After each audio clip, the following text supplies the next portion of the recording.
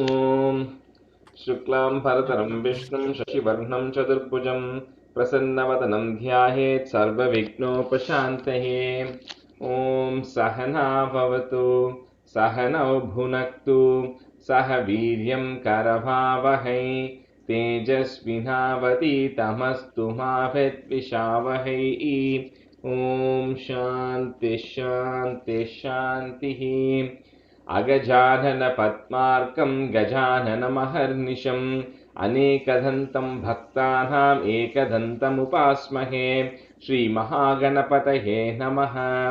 गुरवे सर्वलोकानां विषजे भवरोगिणां निधये सर्वविद्यानां श्रीदक्षिणामूर्तये नमः। अस्मद्गुरुचरणारविन्दाभ्यां नमः। वसुदेवसुतं देवं कंसचाणूरमर्दनं देवकी परमानन्दं कृष्णं वन्दे जगद्गुरुं।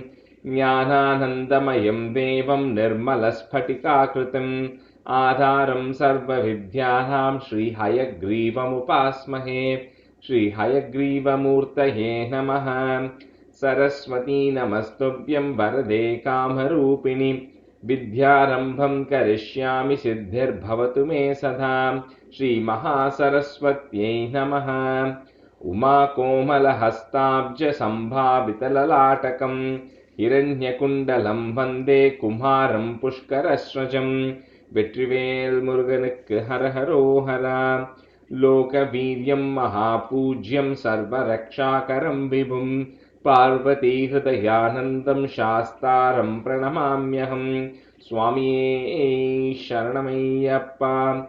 वागर्ताविव सम्पृक्तौ वागर्तप्रतिपत्तये जगतः पितरौ वन्दे पार्वती परमेश्वरौ। श्रीपार्वती परमेश्वराभ्यां नमः।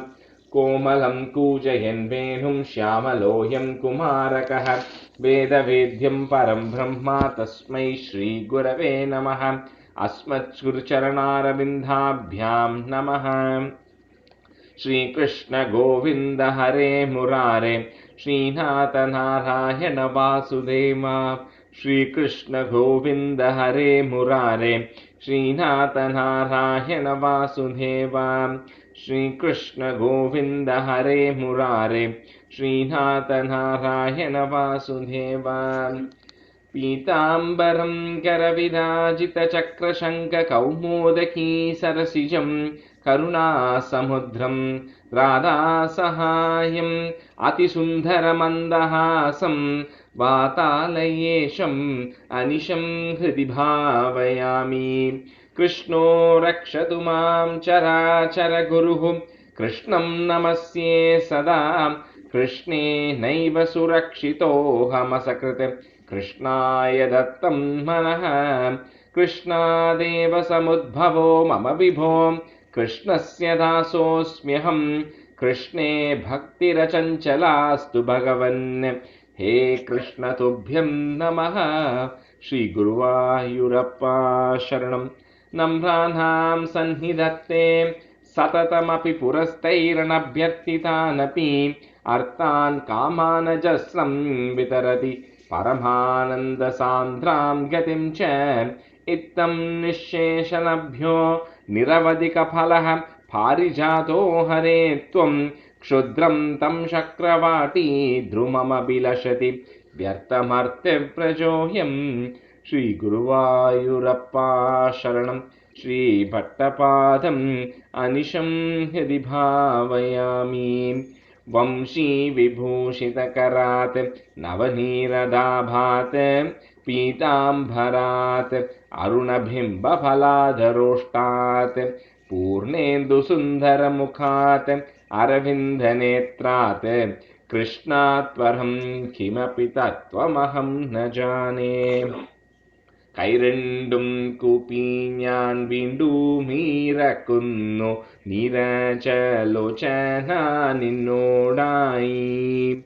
ഏതീനു മന്യനെ കുമ്പിടേണ്ടാത്തോരു രീതിയിൽ നീ എന്നെ പാലിക്കെന്നായി. കൃഷ്ണ ഹരേ ജയ കൃഷ്ണ ഹരേ Jaya Krishna Hare Jaya Krishna Hare. Welcome back. So Nikki, we're going to just do a quick review of 31, and then we're going to go to Matsyavataram, which is the second 32 today. I think everybody except Sangeeta, Vishwanathan, and Danya are on. Vijay, Nikki, yeah, will you be able to say 31? Sorry. Yes, I can try. I practiced twice, but Okay, no problem. But I can try. Okay, and then how about you, Sangeeta? Yeah, I can also try, Rajesh. Okay, so both of you can do 31, and then Jayashree and Sabita can be students today, okay, for 32. Vijay, நீங்க first போறீங்களா போங்க இதுவே. Okay. Om Krishnaya Parabrahmane Namaha. Balidarpa Uchchedah. Preetya Daityah Tava Tanumaha Prekshanat Sarvathapi Twamaradhyan Ajita Rachayan Nanjalin Sanjagada Mattah Kim Te Samabalyashatam Abhilashitam Viprasuno Vadatvam Vittam Bhaktam Bhavanamavanim Vapi Sarvam Pradasye Tamakshinam Baligiram Pakarnya Karunya Purnopi Asyotsekam Shamayitumanaha Daityavam Prashansan. The Manaha, just Manada. Okay. Oh, அங்க ஒரு comma போட்டுனேன். Okay. பூமிம் பாதத்ரய பரிமிதாம் பிரார்த்தயாமாசி தத்வம் சர்வம் தேஹேதி து நிகதிதே கஸ்ய ஹாஸ்யம் ந வாஸ்யாத் விஸ்வேஷம் மாம் த்ரிபதமிஹ கிம் யாச்சசே பாலிஷஸ்த்வம் சர்வாம் பூமிம் வ்ருணு கிமமுனேத் யாலபத்வாம் சத்ருப்யன் यस्माद्दर्पात् त्रिपदपरिपूर्त्य क्षमक्षेपवादान् बन्धं चासावगम तत दर्होऽपि गाढोपशान्त्यै. Vijay, third line la and எப்பவுமே இந்த க்ஷ வந்ததுனாக்கா அதுக்கு முன்னாடி if you have a visarga you have to say that visarga because you cannot join it with anything except for ksha. So on the third line வந்து yasma darpat and then pause tripada paripurtya kshamaha அப்படி. Okay, kshamaha. Okay. Sorry. Okay. Thanks. पादत्रय्या यदि न मुदितो विष्टपैर्नापि तुष्येत् इत्युक्तेऽस्मिन् वरद भवते धातु कामेऽथतोऽयं दैत्याचार्य तव खलु परीक्षार्थी न प्रेरणार्थं मामादेयं हरिरयमिति व्यक्तमेवा bhabhashe. And then Daityacharya also we paused there with the visarga. Because Okay, join it, so we should Daityacharya. Yeah, I think I have listened to your thing. I was absent last class. The problem with that. I have to re-listen. Sorry. Okay. Yachat yevam yedi sa bhagavan purnakamotsmi soham dasyame yeva stiramiti vadan kavya shaptopi daityah vindyavalya निज दैतातया दत्त तपाद first निज दैतया. Okay. निज दैतया दत्त पाद्याय तुभ्यम. दत्त पाद्याय तुभ्यम. विंध्यावल्या निज दैतया दत्त पाद्याय तुभ्यम चित्रं चित्रं सकलमपि स प्रापयतोय पूर्वं निस्सन्देहं दिति कुलपतौ त्वय्य शेषार्पणं तद् व्यातन्वाने मुमुचुर् ऋषयः Samra पुष्पवर्षम्. A couple of quick corrections, right? And the tadukapram we put a plus, okay, and then we paused after Vyatanmane. And then mumuchu rishayaha solla vendam because it is samaradhane aduthathu you can put a is in between. So it will be nisandeham diti kulapatau tvaya shesharpanam tad vyatanmane mumuchu rishayas samara pushpavarsham. Vyatan mame mumucha rishayah samara pushpavarsham दिव्यं रूपं तव च तदिदं पश्यतां विश्वभाजाम् उच्चैरुच्चै अववृदवदीकृत्य विश्वाण्डभाण्डम्. அதே உச்சை உச்சைஹி. Okay, அங்க விசர்கா இருக்கு. we stop. Okay. உச்சை உச்சைஹி. उच्चैरुच्चैहि. Okay. त्वत्पादाग्रं निजपदगतं पुण्डरीकोद्भवोऽसौ कुण्डितोयैः असि च दपुनात् यज्जलं विश्वलोकान् हर्षोत्कर्षात् सुबहु ननृते केचरैरुत्सवेऽस्मिन् भेरिं निगग्नन् भुवन मचरज Jambavan भक्तिशाली. The third line again uchai nirnute kecharaihi. It is stopped kecharaihi. And then berim nignan. Nignan. I think you said something else. Berim nignan. Okay. Nignan, yeah. Bhuvana macharaj. Yeah. Bhuvana macharaj. Okay. Kecharaihi. तावद्दैत्यास् त्वनुमतिमृते भर्तुरारब्धयुद्धाः देवोपेतैः भवदनुचरैः सङ्गता भङ्गमापन् कालात्मायं वसति पुरतो यद्वशात् प्राग्जिता स्मः. प्राग्जिता स्मः किं वो युद्धैः इति बलिगिरा तेऽथ पातालमापुः. The second and fourth line, so devo petaihi we didn't say it. If you don't have if you have a visarga, we just said it together, so it will become ir. So devo petair bhavadanacharaihi, second line there. அதே மாதிரி fourth line like kimbo yuddhair iti baligira. Okay. Kimbo yuddhair iti baligira tetha patalamapuhu. Okay, now the cake not that be sorry. No problem. Pashair baddham padagapatinam daityamuchairavadihi taktikam dishamama padam kimna vishveshwarosi padham murni pranaya bhagavan ityakampam vadantam प्रह्लादस्त्वं स्वयं उपगतो मानयन् नस्तवीत्वां दर्पोचित्तै विहितमखिलं दैत्यसिद्धोऽसि पुण्यैः लोकस्तेस्तु त्रिदिव विजयी वासवत्वं च पश्चात् मत्सायुज्यं भजन पुनरित्यन् गृह्णा बलिं तं विप्रैस्सन्तानिथमख वरः पाहि वातालयेश. Third line is bhajacha, not bhajana, bhajacha matsayujyam bhajasa punarit yanva grihna. Bhajasa, bhajacha cha ch. Okay. Matsayujyam bhajacha पुनरित्यन्व गृह्णा बलिं तम्.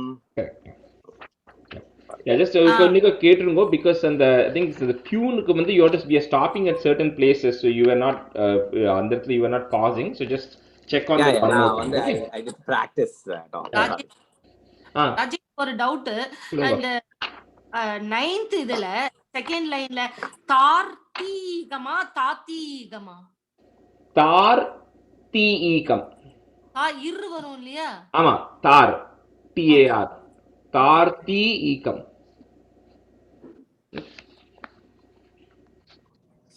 Thank you.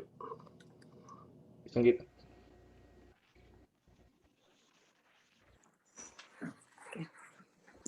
प्रीत्या दैत्यः तव तनुमः प्रेक्षणात् सर्वतापि त्वामाराध्यन्नजित रचयन्नञ्जलिं सञ्जगाद मत्तः किं ते समभिलषितं विप्रसूनो वदत्वं वित्तं भक्तं भवनवनिं वापि सर्वं प्रदास्ये तामक्षीणां बलिगिरमुपाकर्ण्य कारुण्यपूर्णोऽपि अस्योत्सेकं शमयितुमना दैत्यवंशं प्रशंसन् भूमिं पादत्रयपरिमितां पार्थयामासि तत्त्वं सर्वं देहीति तु निगदिते कस्य हास्यं न वा स्यात्. The third line is prarthayam, not parthayam. Yeah. विश्वेशं मां त्रिपदमिह किं याचसे बालिशस्त्वं सर्वां भूमिं वृणु किमु मुनेत्यालपत्वां सदृप्यन् यस्मादर्पात् त्रिपदपरिपूर्त्यक्षमः शेपवादान् बन्धं चासावगमदत् अदरहोऽपि गाढोपशान्त्यै. No, so quick stop there. So bandam chasa vagamat, only one third there. Okay. Bhagavat ata darhopi gadopashanti. Should I say the line again? Or yeah, just the last line. Bandam chasa vagamat adarhopi gadopashantyai. Ata darhopi. Yeah. Bandam chasa vagamat. Okay. Ata darhopi. Okay. Bandam chasa vagamat ata darhopi gadopashantyai. पादत्रय्या यदि न मुदितो विष्टपैर्नापि तुष्येत् इत्युक्तेऽस्मिन् वरद भवते दातु कामे ततोऽयं दैत्याचार्यः तव खलु परीक्षार्थिनः प्रेरणातं मामादेयं हरिरयमिति व्यक्तमेवाबभाषे याचत्येवं यदि स भगवान् पूर्णकामोऽस्मि सोऽहं दास्याम्येव स्थिरमिति वदन् काव्यशब्दोऽपि दैत्यः विन्ध्यावल्या निजदैतया दत्तपाद्याय तुभ्यं चित्रं चित्रं सकलमपि स प्रार्पयत्तोयपूर्वं निस्सन्देहं दितिकुलपतौ त्वय्यशेषार्पणं तत् व्यातन्वाने मुमुचुर्ऋष्यः सामराः पुष्पवर्षन् दिव्यं रूपं तव च तदिदं पश्यतां विश्वभाजाम् उच्चैः आवृदवदति विश्वाण्डमाण्डम् तत्पादाग्रं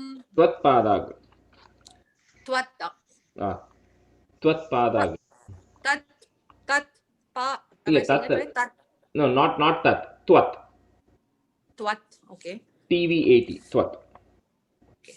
Twat padagram nijapadaгаtam pundarikoद्भवोऽसो कुण्डितो यैः असिचद अपुन्नाद्यज्जलं विश्वलोकान् हर्षोत्कर्षात् सुबहुननृते केचरैः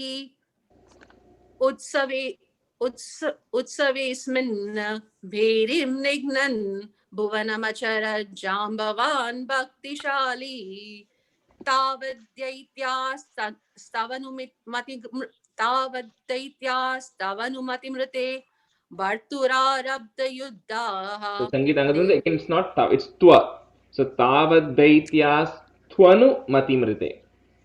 तावद्दैत्यास्त्वनुमतिमृते भर्तुरारब्धयुद्धाः देवोपेतैर्भवदनुचरैः सङ्गता भङ्गमापन् कालात् मायं वसति पुरतो यद्वशात् प्राग्जिता स्मः किं वो युद्धैरिति बलिगिरा तेत पातालमापुः पाशैर्बद्धं पतगपतिना दैत्यमुच्चैरवादीः तार्तीरीकं दिश मम पदं किं न विश्वेश्वरोऽसि पादं मूर्ध्नि प्रणय भगवन् इत्यकम्पं वदन्तं प्रह्लादस्तं स्वयमुपगतो मानयन्नस्तवीत्वां दर्पोचित्यै विहितमखिलं दैत्यसिद्धोऽसि पुण्यैः लोकस्ते तु त्रिविध विजयी वासवत्वं च पश्चात् three diva on the second line. Three diva. लोकस्तेस्तु त्रिदिव विजयी वासवत्वं च पश्चात् मत्सायुज्यं भजस पुनरित्यन्वगृह्णा बलितं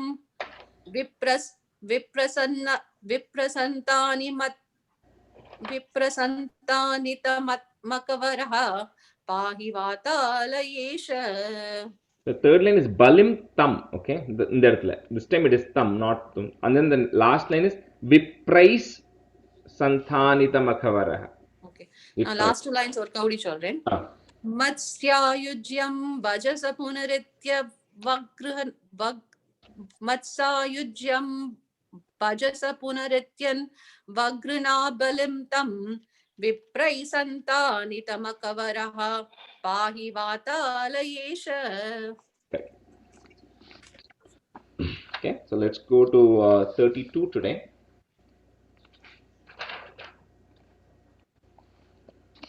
So, like before, we'll go through each stanza, we'll tell the meaning, and then we'll break it down.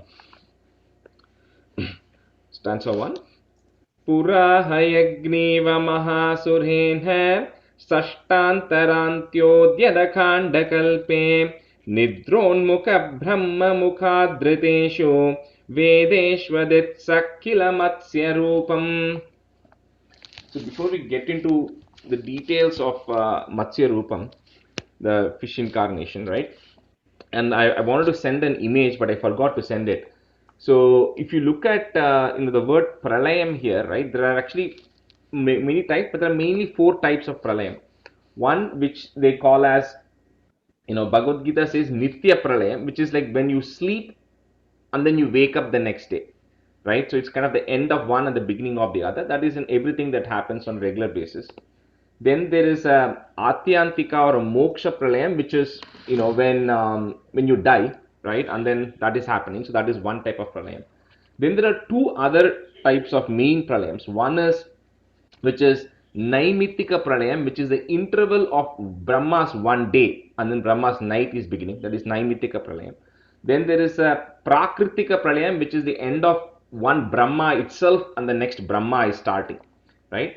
So on the timeline appadi paathelnaka in the 4 yugas, the chatur yugas, each of the chatur yuga adds up to 4.3 million years.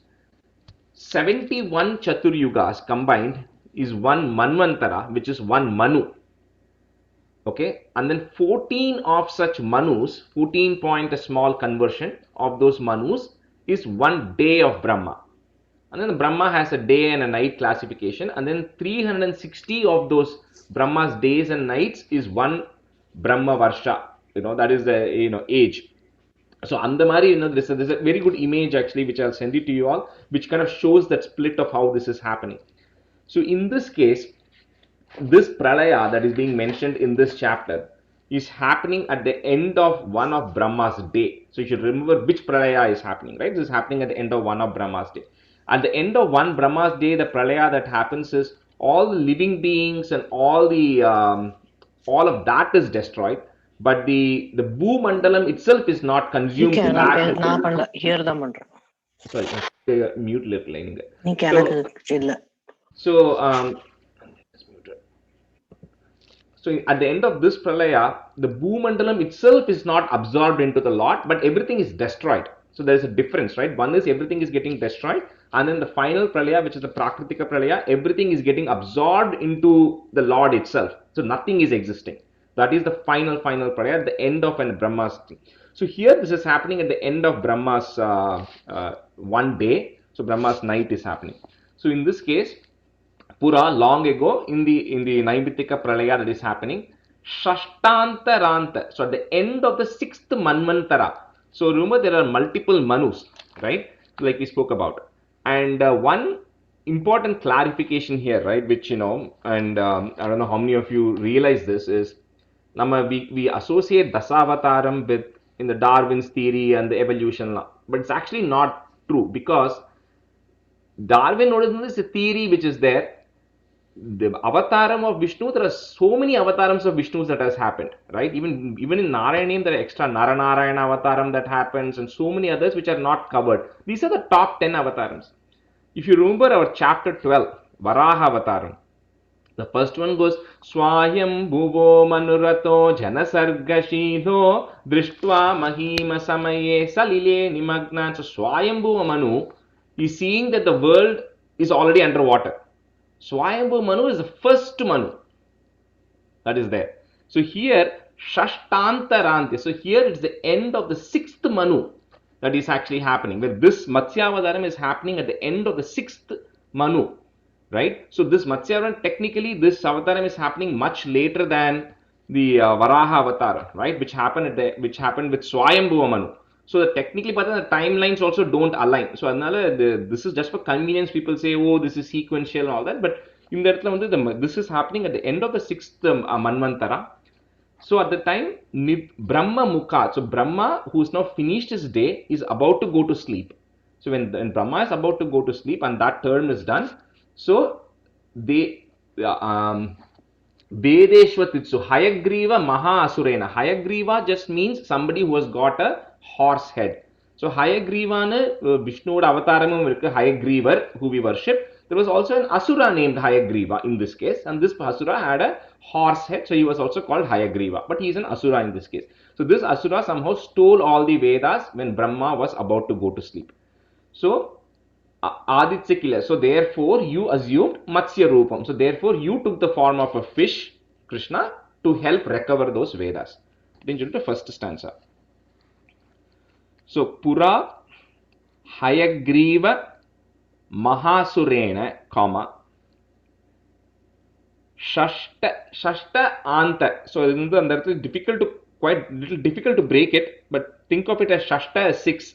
So Shashtanta Rantod Yada Khandakalpe. Anga Dya, which is the plus ya. So Shashtanta Rantod Yada Khandakalpe, comma, end it. Nidronmukha Brahma Mukhad Dhriteshu, comma, Vedeshwa Ditsaha, put a ik there to join it. So Vedeshwa Ditsah Kila Matsya Rupam.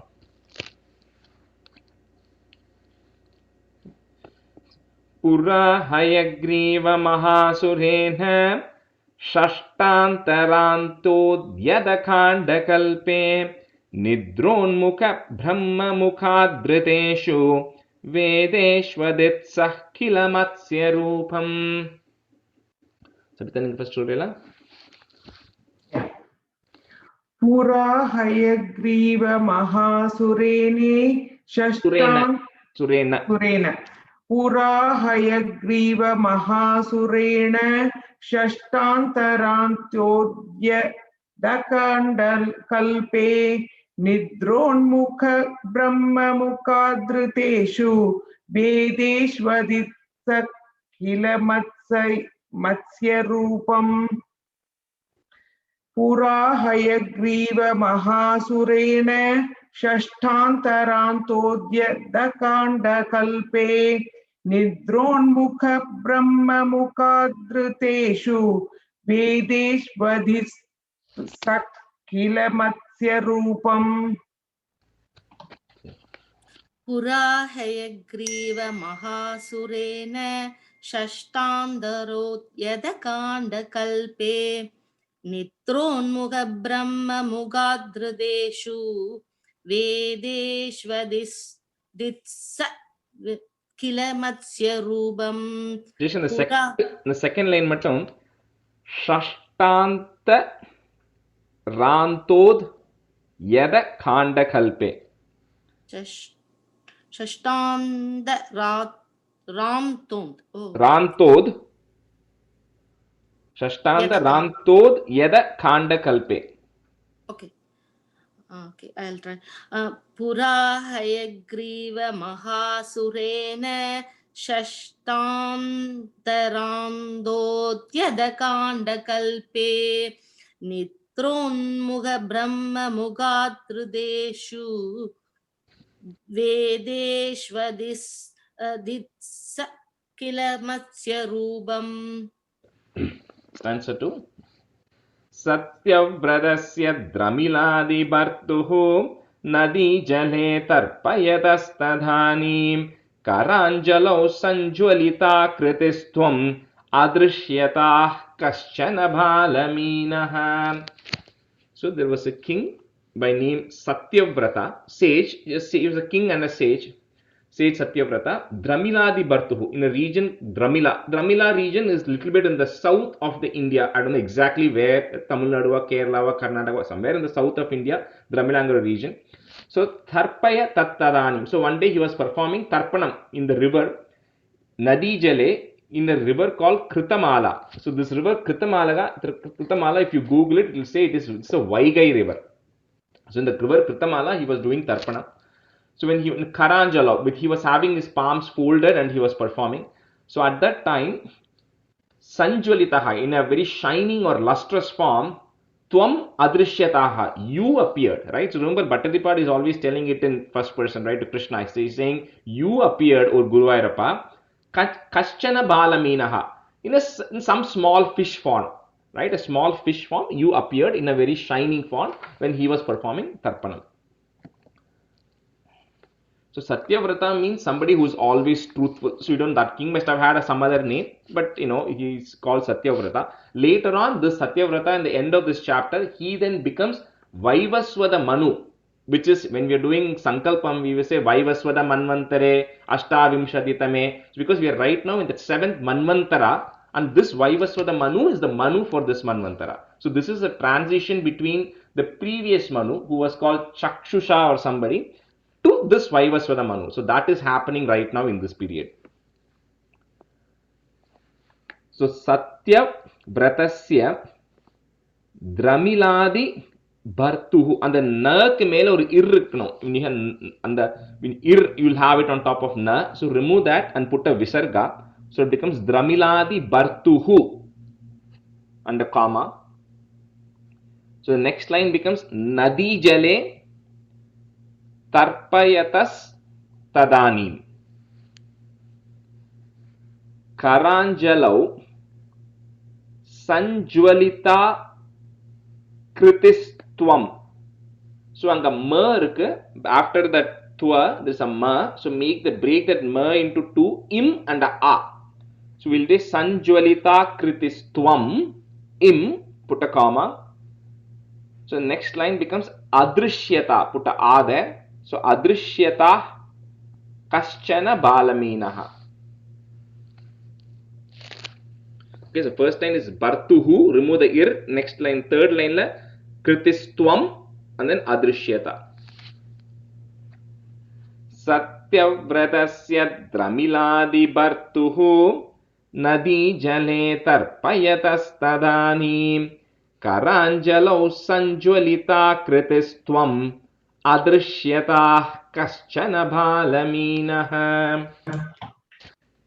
Satyapratasya Dramiladi Bhartuhu Nadi Jale Tarpayatastadanim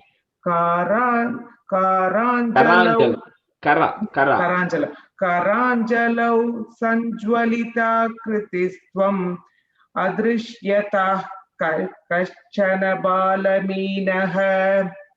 Satyapratasya Dramiladi Bhartuhu Nadi Jale Tarpayatastadanim Karajalau Sanjwalita Kritistvam Adrishyata Kaschana Balaminaha.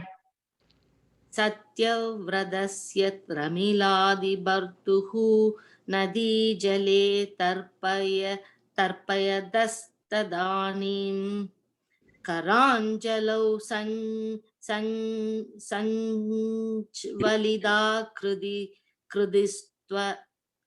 कृदिस्त्वम् अदुष्यदा कश्चन पालमीनः सत्यव्रतस्य प्रमिलादिभर्तुः नदीजले तर्पयतस्तदानीं कराञ्जलौ सञ्ज्वलिदाकृतिस्त्वम् अदुष्यदा कश्चन पालमीनः.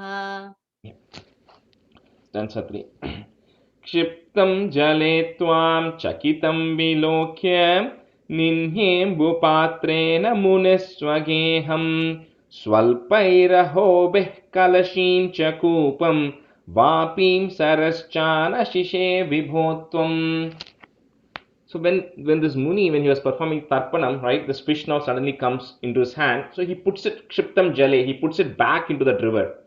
When he puts it back into the river, then Twam Chakitam Viloke, this fish now suddenly starts panicking. He sees this fish shivering, right, getting very frightened. And because it was a very unique fish, which was a very lustrous fish, so Ninyembu Patre, he had the kamandalu, he had the jug with him. So he takes that fish, he puts some water in the kamandalu and carries you. Ninyembu Patre, he carries you in that kamandalu to Munis Swageham. He brings it to his own house. So then some few days passed, Swalpaira Hobi, some days passed, and then Vibotwam, O Lord, you Anasheshe, you started growing, and you started growing in such a way that first you expanded that kamandalam, and then so he put him in a kalashim. Kalasham is a kalasham, right? A kalasham, or it could be a pot. So he put the fish in a kalasham. He then outgrew that kalasham, and then when it outgrew the kalasham, he put it in a kupam. Kupam is referring to a well. It then outgrew the well, and then he puts it in a vapim. Vapim is like in the village tank, right? That is there outside the temples. Then it outgrows the tank, and then he eventually goes and puts it back into the Saraha, into the river. So it starts growing in size, and then he then moves the fish out. So Kshiptam Jale Twam Chakitam Vilokya, comma, after Vilokya. Ninyembu, Ninye Ambu. So Ninyembu Patrena Munihi irukku. So you can put a is there to join. So Ninyembu Patrena Munis Swageham Swalpair Ahobeh. Ahobihi irukku, put a ik there. So Swalpair Ahobeh Kalashim Cha Kupam, comma, Vapim Saraschan Ashishe Vibhotvam. Vapim Saraschan Ashishe Vibhotvam. Rajesh, and the second line first is என்ன சொல்லுங்க அந்த ஸ்வரை Swalpair aho bihin இருக்கும் அங்க bookல. So you join it with that kalashim, right? So put a ik in between those two words. So it becomes Swalpair aho bih kalashim chakupam. விசர்க்கம் இருக்கறதுல You just join it, that's all. And the visargam வந்து generally in most places except when it comes to ksha, like we saw in chapter Dasakam 31. And the ksha இருந்தா மட்டும் you should explicitly say the visargam. Otherwise you either join it with the next word, or if you're stopping, like in some places we stop, right? Like in the last time we said Dramiladi Bartuhu, right? Since we are stopping there, you can say the visargam. If you're not stopping, you don't say the visargam, you join it with the next word. So swalai parobihi kal. Hibi illa, ik. You just join it with the ik. Swalpaira hobe kalashim chakupam. You don't say the visarga. Swalai parobi kalasam. Okay. Kalashim, yeah. Thank you. So Kshiptam Jale Twam Chakitam Vilokya Ninyembu Patrena Muniswageham Swalpaira Hobeh Kalashim Chakupam Vapim Saraschana Shishe Vibhotvam. क्षिप्तं जले त्वां चकितं विलोक्य निन्येम्बुपात्रेण मुनिस्वगेहं स्वल्पैरहोभिः कलशीं च कूपं वापिं सरश्चान् अशिषे विभो त्वं क्षिप्तं जले त्वां चकितं विलोक्य निन्येम्बुपात्रेण मुनिस्वगेहं स्वल्पैरहोभिः कलशीं च कूपं वापीं सरश्चान् अशिषे विभो त्वं. Actually, Savita, when I said it first time, I said it wrong. In that one, you can't break it in that in and the ashishe cholla mudiyadhu. It is sarascha an ashishe. So in all, you don't break it at that in. So just say it together. Vapim saraschan ashishe. Okay. Don't break it at that in. Can I try one more time? Yeah. क्षिप्तं जले त्वां चकितं विलोक्य निन्येम्बुपात्रेण मुनिस्वगेहं स्वल्पैरहोभिः कलशीं च कूपं वापिं सरश्चानशिषे विभो त्वं. क्षिप्तं जले त्वां शकितं विलोक्य निन्येम्बुपात्रेण मुनिस्वगेहं स्वल्पैरहोभिः कलशीं च कूपं वापिं सरश्चानशिषे विभो त्वं क्षिप्तं जले त्वां शकितं विलोक्य. So Jayesh, I was going to correct that. That's sh illa cha chakit. sh illa sakitam dana. Cha. Sakitam. Chakitam. CH. Okay. क्षिप्तं जले त्वां शकितं विलोक्य निन्येम्बुपात्रेण मुनिस्वगेहं स्वल्पैरहोभिः कलशीं च कूपं वापिं सरश्चानशिषे विभो त्वं. Stanza 4. Yoga prabhavat bhavadhajñayaiva नीतस्ततस्त्वं मुनिना पयोधिं पृष्टो Muna कल्पदिदृक्षुमेनं सप्ताहमास्वेति वदन्नयासीः. So because the fish now also started outgrowing the lake, so because of bhavat ajñayeva, because of your command, and because of yoga prabhava, because of the yogic powers of that sage, he was able to transport this fish now. You were taken, tatatvam, munina payodim, you were now taken by the sage from the river to the ocean itself. So that now the sage somehow transports, because of his yogic power, he is able to transport the fish into the ocean. And then when he asks what's going to happen, and then when the fish is now communicating, right, and asking what do you want, the sage says that kalpa dridriksham enam. So he says, I want to see how this pralaya is happening. I want to be able to witness it. So that is a request that Satyavrata makes, for which fish says saptahamiti, wait for 7 days, saying that vadanaya, saying that you disappeared. So the fish says, you wait for 7 days, I'll be back in 7 days, and then I'll show you how a pralayam actually happens. The fish disappears. So yoga prabhavad bhavat ajñayaiva, comma, neetas tatas tvam munina payodim. அது ததஸ்தா தபஸா? Tatas. ததஸ்தானே. Tatas. Neetas tatas tvam munina payodim. Prishto muna kalpa didrukshu. So the is dhru, like dhruva, but the ksha kshu.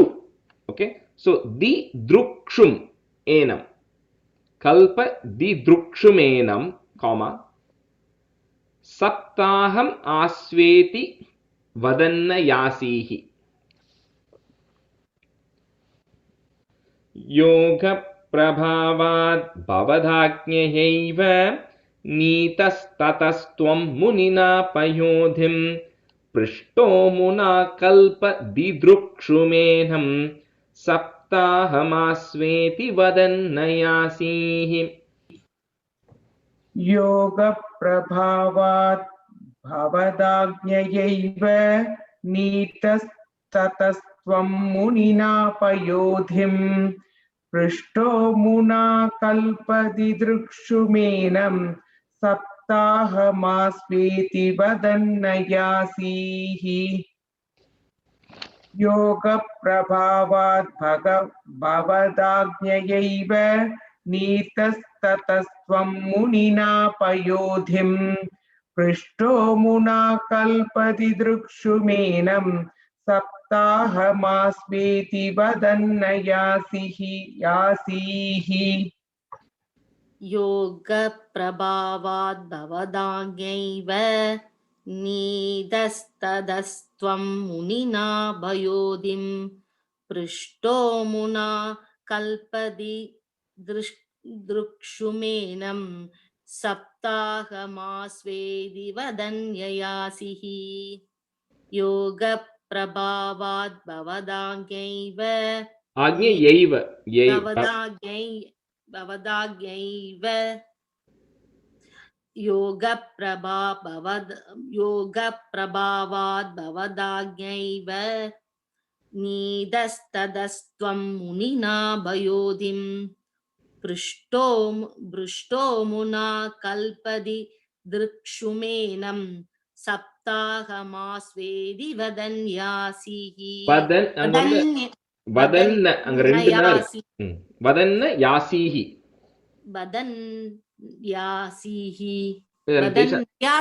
சொல்லணுமா? ஆமாமா, அங்க வந்து ரெண்டு in இருக்கு. Okay, you should say both the ins. வதன்ன யாசீஹி. Okay, வதன்ன யாசீஹி. Correct. Yeah. Answer fine. प्राप्ते त्वदुक्ते हनि वारिधारा परिप्लुते भूमितले मुनीन्द्रः सप्तर्षिभिः सार्धमपारवारिणी उद्गूर्णमानः शरणं ययौ त्वाम्. So त्वदुक्ते हनि, the day that you had mentioned earlier, where it says you wait for 7 days. So when that 7th day now comes, Bhumitale, the entire earth, Pariplute Varidhara. Varidhara is excessive rain. So because of excessive rain, the entire earth is now filled with water. So Munindraha, so this sage, Saptarishi, along with Munindraha, this Satyavrata, along with Saptarshibhi Sardam, along with the 7 other sages, the Saptarishis who are there. So they also all now kind of join together. So Satyavrata, along with all the 7 sages, Aparavarini Udgur. So they now are seeing this, heavy rain and this heavy floods which are actually happening. And seeing this, they all begin to get very afraid. And Sharanam Yayotva. And then they seek refuge in you, saying, "Oh Krishna, please come and help us out." This was 6. 5. Okay. So Prapte Twadukte Hani. Twadukte Hani, comma. Vari Dhara Pariplute Bhumitale Munindraha. Saptarshibhi அப்படினு இருக்கு. So put a is there to join.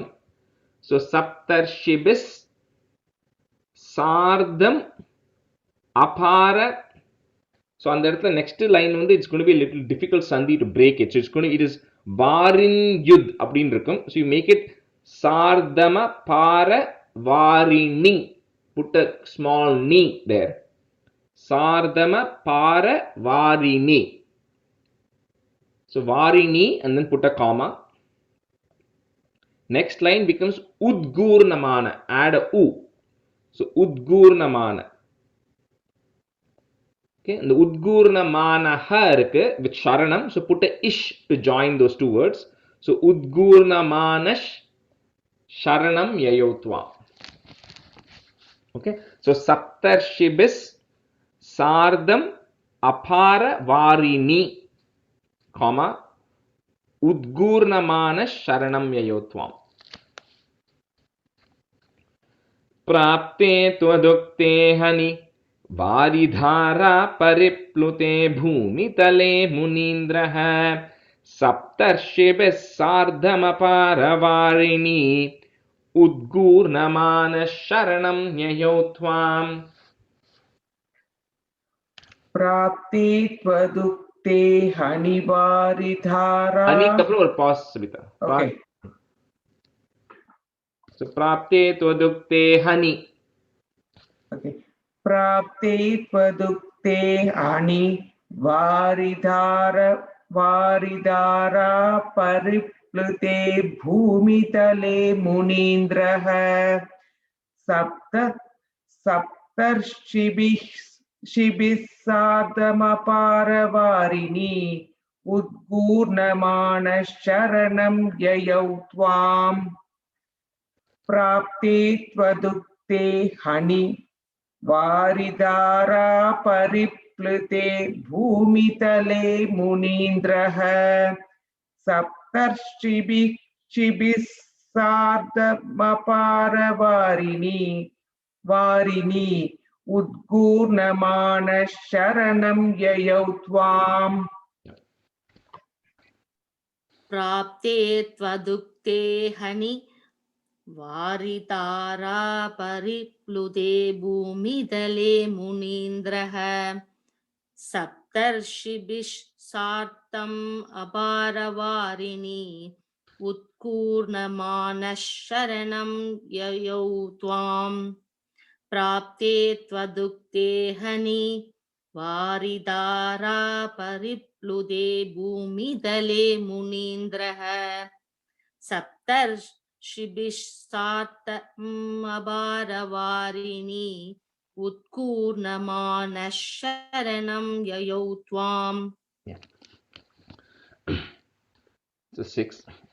Dharam twadadeshakarimhavaptam naurupini maruruhustadate tatkampakam presu chateshu bhuyah tomam budera virabhur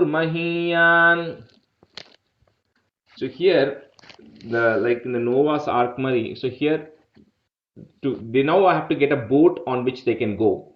So Naurupini, in the form of a boat, what actually appeared was Dharam. The earth itself appeared like in the form of a boat to take them through the waters. So the waters they are going to travel through eventually is not the ocean of the earth. They are actually going to go through the cosmic ocean, Mari. So through the universe. So the earth itself appears as a boat. Dharam.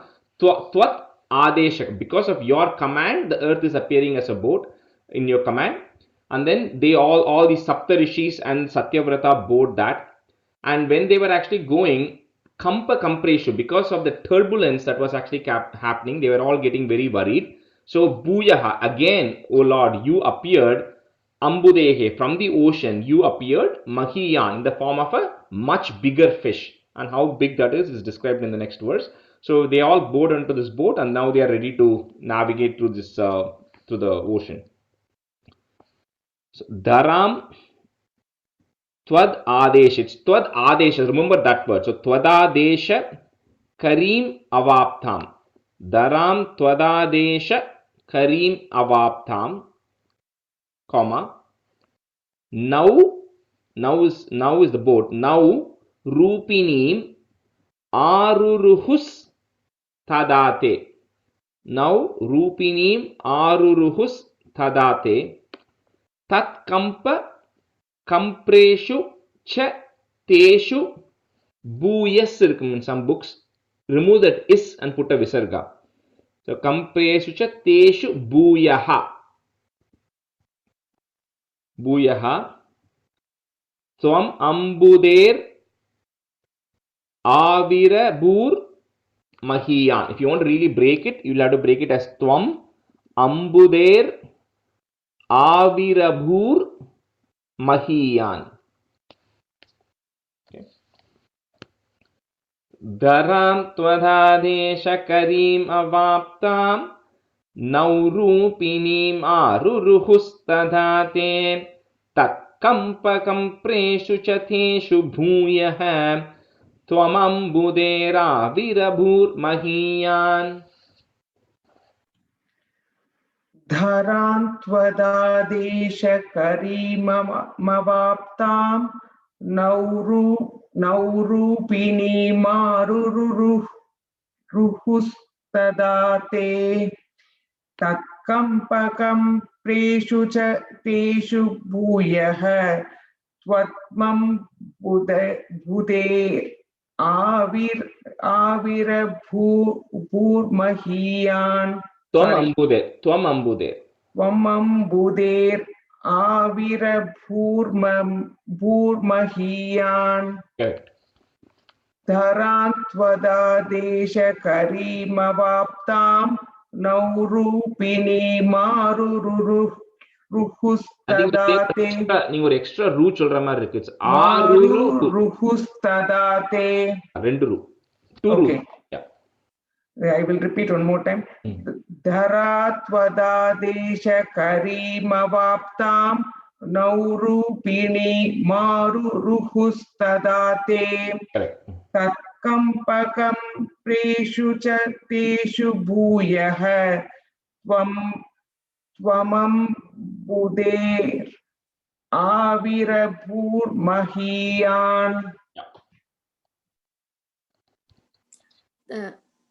धरान्त्वदा देशकरीमवाप्तां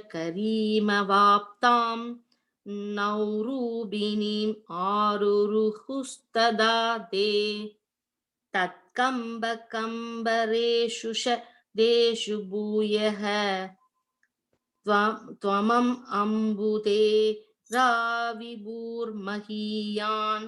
அது வந்து அந்த கடைசியில் பார்த்தா ஜெயஸ்ரீ त्वमम्बुधेर् आविरभूर्महीयान्.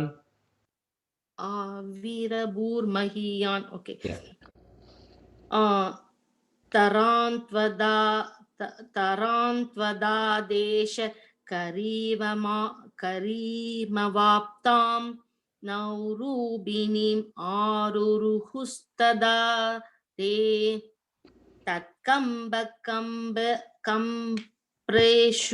कम्प्रेषु शदेषु भूयः त्वमम् अम्बुधेर् आविरभूर्महीयान्. Correct. Yeah. I don't know if it's easy to write a meaning and keep, but Tvam is you, Ambude is the ocean, Avirabhur is to come out, Mahiyan is someone who's Mahi, famous or great, right? So you just look for some cue words there, right, to get those on the words. If it's a long word, Okay. 7. जशाकृतिं योजनलक्षदीर्घां ददानमुच्चैस्तरतेजसं त्वां निरीक्ष्य तुष्टा मुनयस्त्वदुक्त्या त्वत्तुङ्गशृङ्गे धरणिं भबन्धुः. So now if the fish or something which is shaped like a fish has to drag the earth through the cosmic ocean, that fish has to be really massive in size.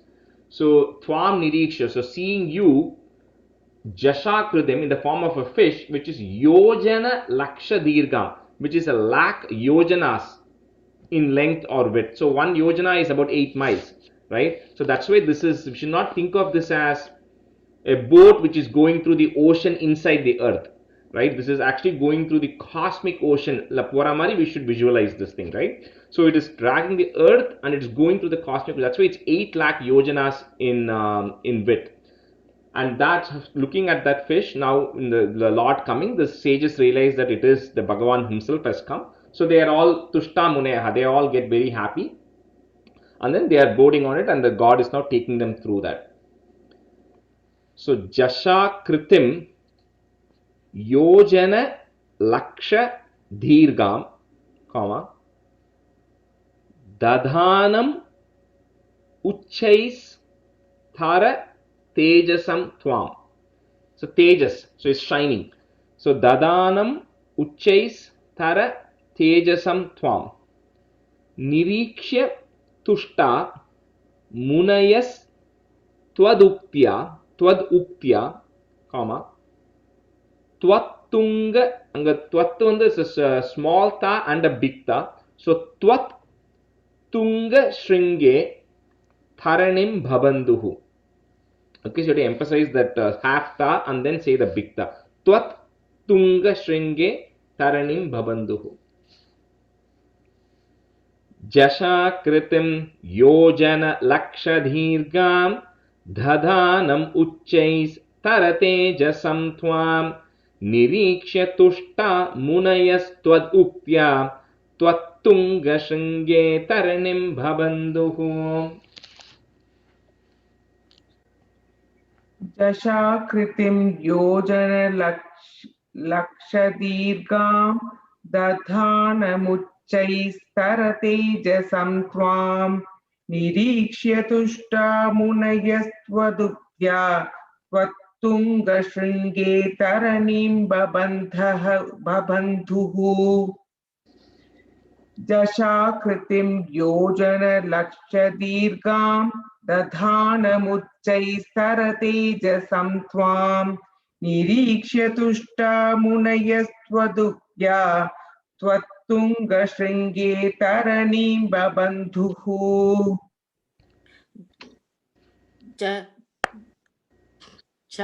जशाकृतिं योजनलक्षदीर्घां दधानमुच्चैस्तर तेजसं त्वां निरीक्ष्य दुष्टा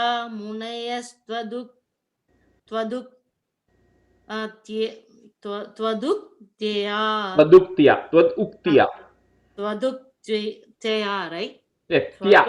தயா சொல்ல வேண்டாம், தியா.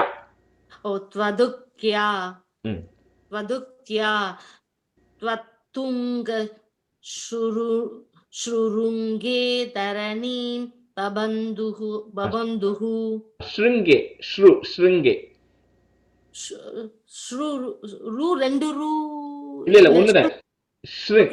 ஸ்ருங்கே. Okay. श्रृङ्गे तरणीं बबन्धुः. जशाकृतिं योजनलक्षदीर्घां दधानमुच्चैस्तर तेजसं त्वां निरीक्ष्य दुष्टा मुनयस्त्वदुक्त्या त्वत्तुङ्गशृङ्गे तरणीं बबन्धुः. அந்த இடத்துல அந்த ஷ்ரு வந்து it is not shru, it is like shringe. இந்த ஷ்ருனாக்க you வந்துடும். இந்த இடத்துல யூ இருக்குல்ல, இந்த இடத்துல ஷ்ரு. அது வந்து it's difficult to say in English, spell பண்றது கஷ்டம். shringe. Okay, shringe. Correct. shringe அவ்வளவுதான். Okay, because shruனாக்க ஊ வந்துடும். There is no u in this, it's just shringe. Okay, English. English வந்து they might have probably put I potentially. shringe, shri. shringeri சொல்லுவோமே, அந்த shru. correct. shringe correct. 8 आकृष्टनौको मुनिमण्डलाय प्रदर्शयन् विश्वजगद्विभागान् संस्तूयमानो नृपरेण तेन ज्ञानं परं चोपदिशन्नचारीः. So Nauka, which is a boat, so now this, which is the earth, so Akrishna now pulling this boat, and then Muni Pradarshayan showing the Muni Mandalaya, the entire Mandalam, right? The entire Bhumandalam. That's why this entire Bhumandalam is not just the earth, but it actually is a big planetary system about, in the 22nd chapter, I forgot the actual dimensions. So there is a big dimension of all the planets which are there in the Bhumandalam. So here it explicitly says, showing the Pradarshayan Muni Mandalaya, showing the Munis the entire Mandalam, entire Bhumandalam, Vishwa Jagat Vibhaga, and the various regions which are in all those Bhumi Mandalam. Samstuyamana, you are now being praised, so by the King Satyavrata. So King Satyavrata Navarena, who is referring to Satyavrata here, is praising you. And then because Satyavrata is going to be the next Manu, so you then Upadishyan, you, O Lord, is now teaching him Jnanam Param, the highest of knowledge, right? The highest knowledge of the Atman and everything, because he's going to be the next Manu. So he has to gain all that knowledge before he can get be the Manu. So you impart all those knowledge to Seth Satyavrata. So Akrishta Nauko Muni Mandalaya, Pradarshayan Vishwa Jagat Vibhagan Samstuyamano Nrivarena, again not nu, right? Nrivarena tena, comma, jnanam param chopadishanna charihi. So it's difficult to break that. It will become upadishan cha acharihi. So apdi break panna venda. Chopadishanna charihi, say it continuously. आकृष्टनौको मुनिमण्डलाय प्रदर्शयन् विश्वजगत् विभागान् संस्तूयमानो नृवरेण तेन ज्ञानं परं चोपदिशन्नचारीः. आकृष्टनौको मुनिमण्डलाय प्रदर्शयन् विश्वजगत् विभागान् संस्तूयमानो नृवरेण तेन ज्ञानं परं चोपदिशन्नचारीः. आकृष्टनौको मुनिमण्डलाय प्रदर्शयन् विश्वजगत् विभागान् संस्तूयमानो नृवरेण तेन ज्ञानं परं चोपदिशन्नचारीः.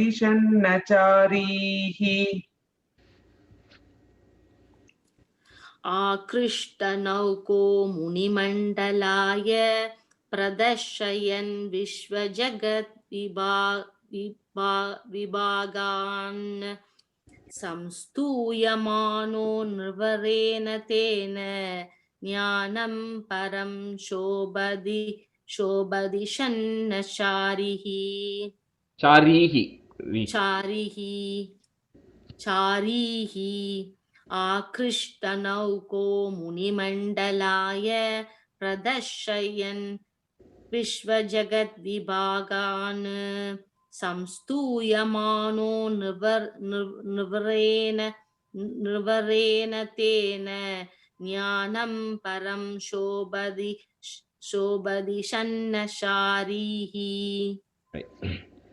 कल्पावदौ सप्तमुनीन् पुरोवत् प्रस्ताप्य सत्यव्रतभूमिपं तं वैवस्वताख्यं मनुमादधानः क्रोधात् हयग्रीवमभिद्रुतो भूः. So Kalpavado. So now that end of that pralaya, that kalpam is now finally coming to an end. At the end of that pralaya, Saptamuni, the 7 rishis also who were there, Prastapya, they get established back into their respective spots. So they go to governing those 7 stars that they govern. So they all go to their respective places. And then Satyavrata, sage Satyavrata or King Satyavrata, Manu Madadanaha, he is now established as the Manu for this Manvantaram. And he is called Vaivaswatakyam. He is called Vaivaswata Manu, because he is the son of Vivaswan. Vivaswan is a son, S-U-N, son. So because he is the S-O-N of Vivaswan, he is called Vaivaswata Manu, because he is the Manu. So he is now established as the Manu for the next Manvantaram. But remember, this Matsyavataram has 2 purposes. One is, it's the end of the Pralayam, and so now to establish the next Manu and to impart the knowledge to the next Manu is one purpose of this. The second purpose, if you remember, was Hayagriva had stolen all the Vedas. So now, Krodhat Hayagrivam Abhidrutobuhu. So with great anger, you then go attack Hayagriva, the Asura Hayagriva. So Kalpavadau Saptamunin Purovate, Prastapya Satyauvrata Bhumipam tam Vaivaswatakyam Manum Adadhanaha. Put a comma after Manum Adadhanaha. The next one, the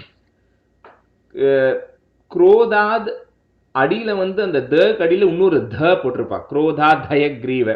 That is because when you take Krodhat Hayagriva and join them together in a sandhi, it becomes that way. Right? They put that other da. But really, if you want to break it, it becomes Krodhat Hayagrivam Abhidruto Bhuhu. Okay, so we'll just split it so it's easy to say that. So it's Krodhat Hayagrivam Abhidruto Bhuhu.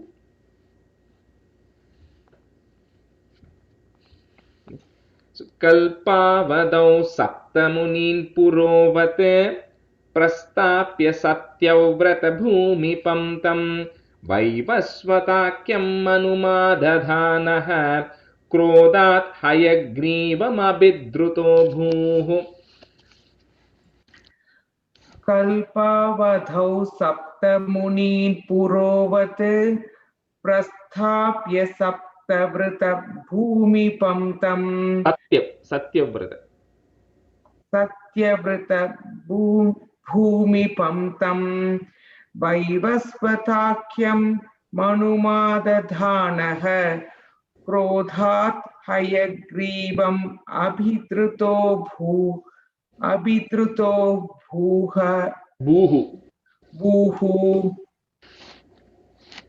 कल्पावधौ सप्तमुनीन् पुरोवत्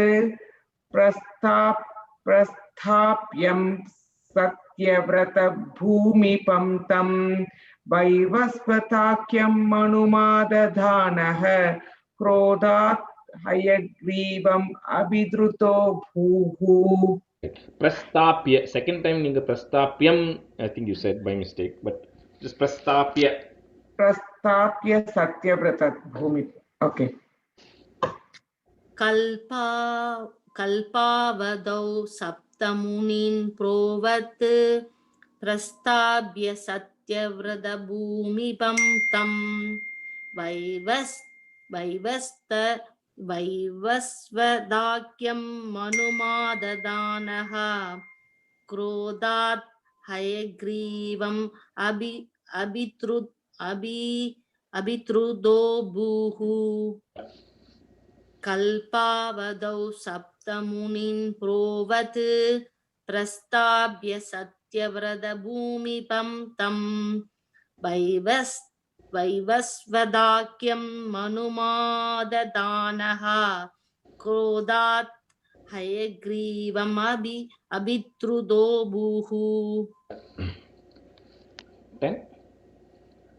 स्वत्तुङ्गशृङ्गक्षतवक्षसं तं निपात्य दैत्यं निगमान् गृहीत्वा विरिञ्चये प्रीतहृदे दधानः प्रभञ्जनागारपते प्रपायाः. So Shata Vakshasam Swattung. So the fish, right, with the horns that it actually had, like in the stingray which has sting, and this fish had horns.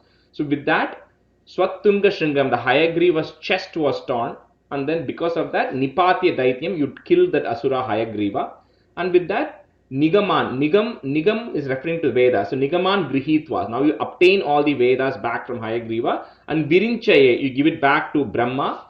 Prita Hride, who now becomes very happy, and then the next day for Brahma is starting. So he's getting ready for the next day. So Vedas are recovered, and the next Manvantram is starting. So Prabhanja Nagarapate.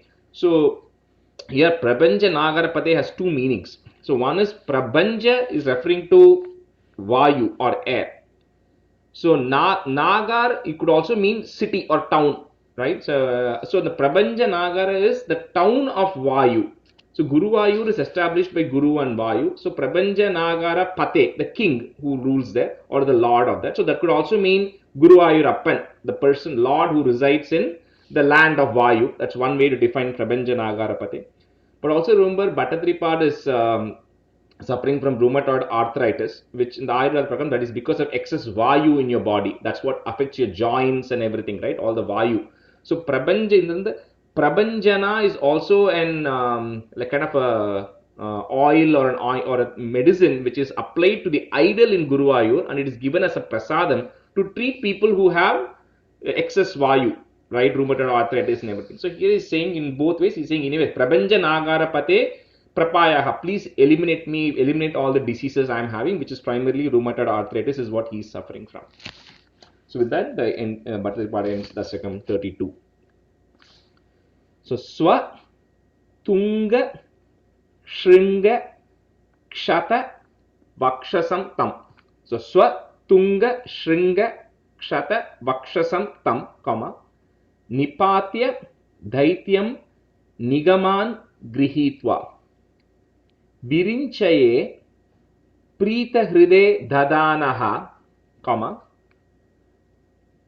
Prabhanja Nagara Pate Prapayaha. स्वत्तुङ्गशृङ्गक्षतवक्षसं तं निपात्य दैत्यं निगमान् गृहीत्वा विरिञ्चये प्रीतहृदे दधानः प्रभञ्जनागारपते प्रपायाः स्वतुङ्गशृङ्गक्षतवक्षसं तं निपात्य दैत्यं निगमान् गृहीत्वा विरिञ्जये प्रीतहृदे दधानः प्रभञ्जनागारपते प्रपायाः प्रीतहृदे, not her, hृ. Okay, sorry. स्वतुङ्गशृङ्गक्षतवक्षसं तं निपात्य दैत्यं निगमान् गृहीत्वा विरिञ्जये प्रीतहृदे दधानः प्रभञ्जनागारपते प्रपायाः स्वतुङ्गशृङ्ग शतवक्षसं तं निपात्य दैत्यं निगमान् गृहीत्वा विरिञ्जये प्रीतहृदे दधानः प्रभञ्जनाकारपदे प्रपायाः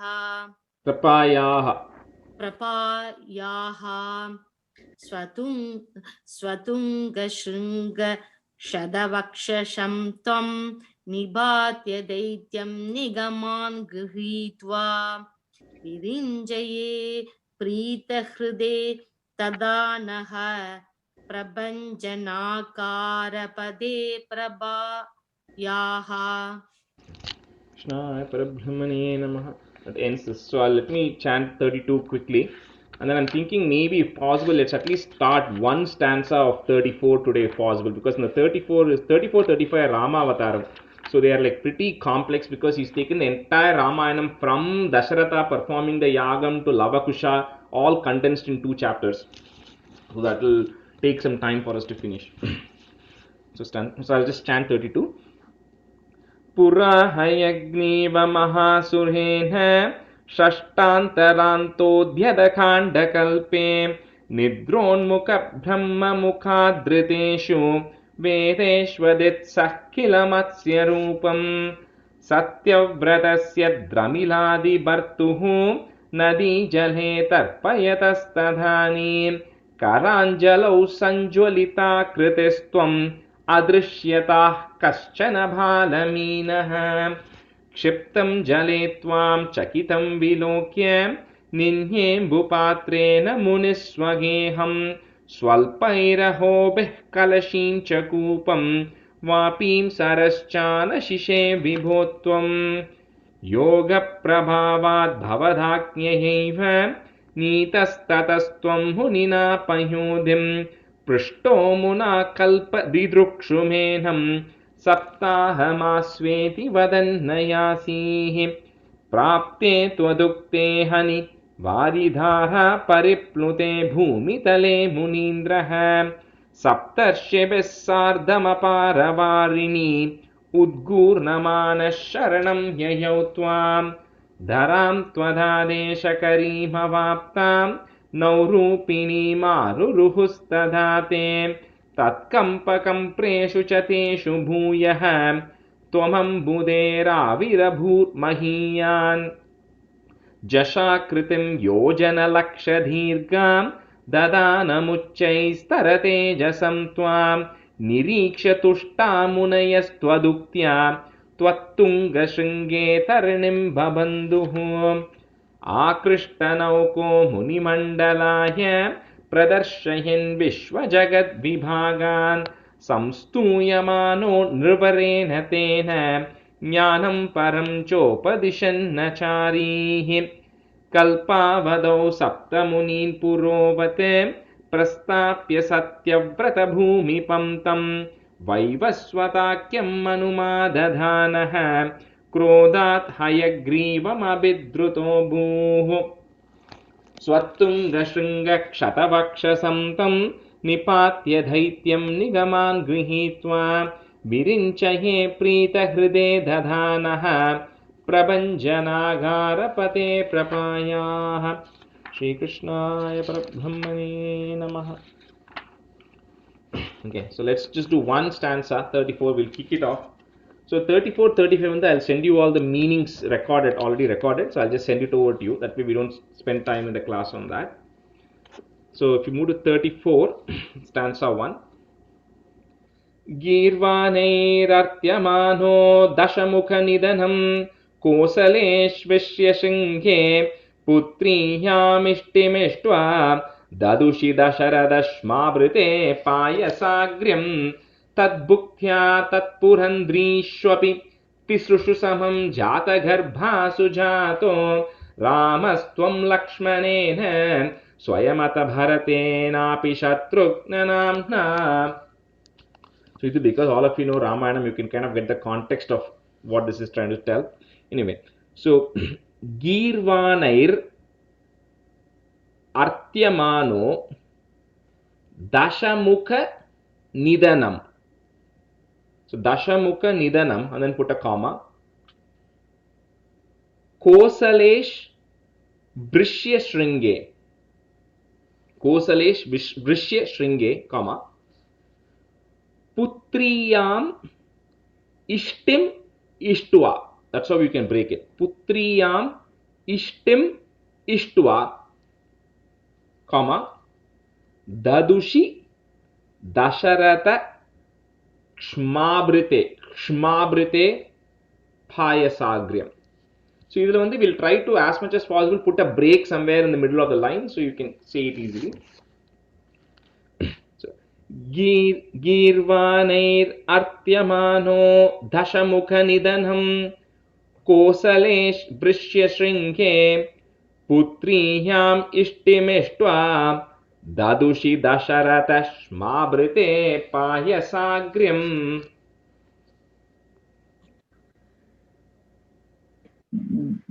गीर्वाणैर्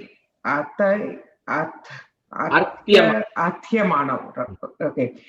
Girvanair Athyamano Dashamukhanidhanam Kosalesh Vrishya Shringe Putriyam Ishtamishva Ishtim Ishtva. Okay. Putriyam Ishtim Ishtva Dadushi Dasharatha Shmambrite Payasagryam. It's a Graham. Graham. And the gra is not a full ga, it's only a half ga. So it's just Payasagryam. Graham. So you can't say gra. Full gra cholla mudiyadu. Graham. Graham, yes. Okay, I will do one more time. Girvanair Artyamano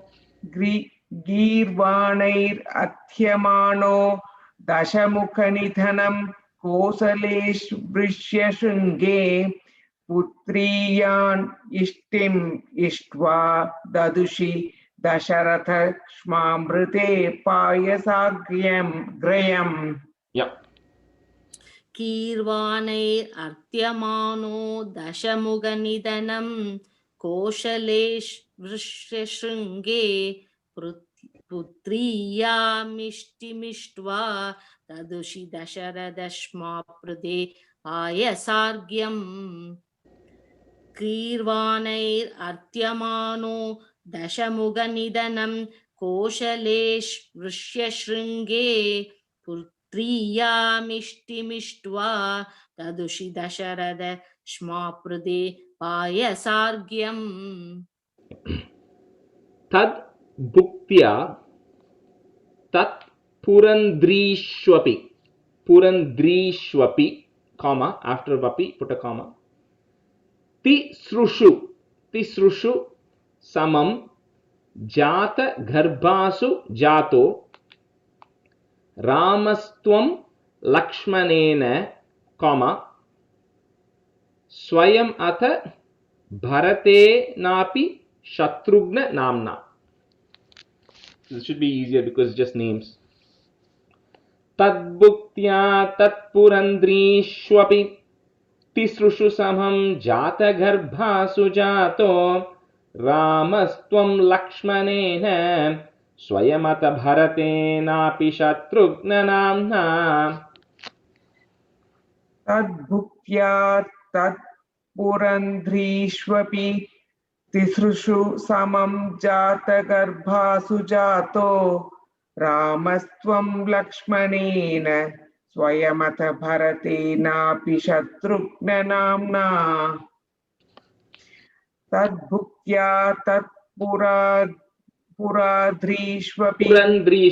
पुरन्ध्रीष्वपि okay तद्भुक्त्या तत्पुरन्ध्रीष्वपि त्रिसृषु समं जातगर्भासु जातो रामस्त्वं लक्ष्मणेन स्वयमथ भरतेनापि शत्रुघ्ननाम्ना तद्भुक्त्या तत्पुरन्ध्रीष्वपि तिसृषु समं जातगर्भासु जातो रामस्त्वं लक्ष्मणेन स्वयमद परदेनाभि शत्रुघ्ननाम्ना तद्भुक्त्या तत्पुरन्ध्रीष्वपि तिसृषु समं जातगर्भासु जातो रामस्त्वं लक्ष्मणेन स्वयमद परदेनाभि शत्रुघ्ननाम्ना. So with that, since Rama and Lakshmana are all born, we'll end our chapter here. So this next 2 chapters will be a little tough, so make sure you are able to attend the classes, because think of the entire Ramayana which is there in Bhagavatam has been condensed and every minute detail has been covered. So all of the sentences which are going to come later are all like long sentences, right? So they want to break panni then we have to learn. So with that, we'll end this class. सान्द्रानन्दावबोधात्मकमनुपमितं कालदेशावदेभ्यां निर्मुक्तं नित्यमुक्तं निगमशतसहस्रेण निर्भास्यमानम् अस्पष्टं दृष्टमात्रे पुनरुरुपुरुषार्थात्मकं ब्रह्मतत्त्वं तत्तावद्भाति साक्षात् गुरुपवनपुरे हन्त भाग्यं जनानाम् कायेन वाचा मनसेन्द्रियैर्वा बुद्ध्यात्मना वा प्रकृते स्वभावात् करोमि यत् सकलं परस्मै नारायणायेति समर्पयामि. Thank you everybody.